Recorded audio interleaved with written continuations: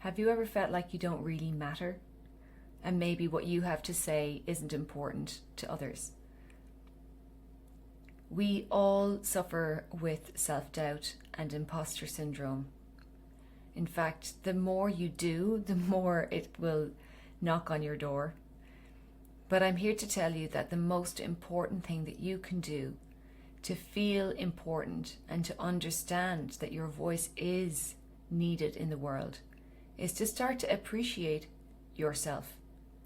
I'm talking about self-love here and self-compassion. My name is Aideen. I'm an intuitive voice coach, and I'm going to give you some tips today on how to improve your self-image, your self-love, and your self-compassion. And this is important because if we don't have those things, we underestimate ourselves. We undervalue ourselves. We don't take actions in this world that we could be taking. We hold ourselves back. We procrastinate. We stumble over our words. We don't tell people what we really think. And that leads to just a lot of miscommunication. And, people don't really get to know the real you. And the real you is okay. The real you is not so bad. It's just we're not used to really showing ourselves to others. So when we think about self-love, we might be thinking, oh, I don't want to get too big-headed. Maybe I shouldn't be saying anything because other people's needs are more important than mine. Now, there are occasions where other people's needs may be more important. If someone is very sick and you're hungry, you're going to make sure the sick person gets looked after first. But in most situations, your needs are not that far below the needs of others. And what we need in life is to connect with others in a way that is rewarding.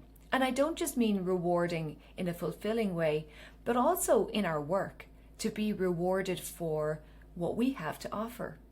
We deserve to be paid for our work. We deserve to receive recognition for our accomplishments.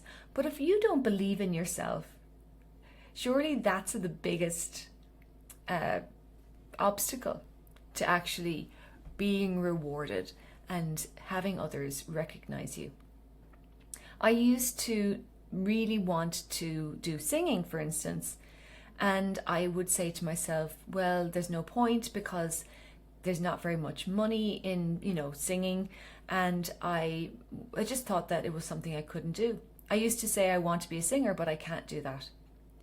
The reason I work now with many people around confidence and speaking and voice is because I had a long journey with it myself. I had to figure out how to value my own voice, how to believe in myself enough to study music, how to believe in myself enough to promote my classes when I started teaching singing. And it wasn't simple.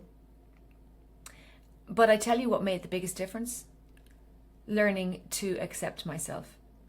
I learned that I actually wasn't the worst in the world, and that it was okay if I was doing things later in life than others. I hadn't gotten married in my 20s. I didn't have a very successful career. I'd been hopping from one job to another. So I had done it all the wrong way. But when I started to believe in my value, that just me being me was enough, that made a difference. If people have told you that you are good at something, please listen to them. My own teacher said to me one day that I was a kind person.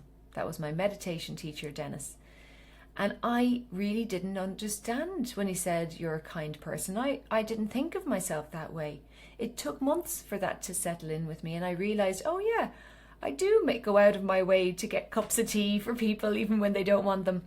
And so, we don't see ourselves clearly. So here's my tip. Write down 10 things that you think you might be good at. You don't need to know for sure. You don't need to know if you're better than 20 million other people. You just need to ask yourself, I might be good at being kind, being a good friend, helping others, seeing situations clearly, noticing when someone is sad, helping people with their business or their accounts. You could be something like you're good at crafts, you're good at knitting. Write down 10 things that you're good at. And then write down 10 things that you've accomplished.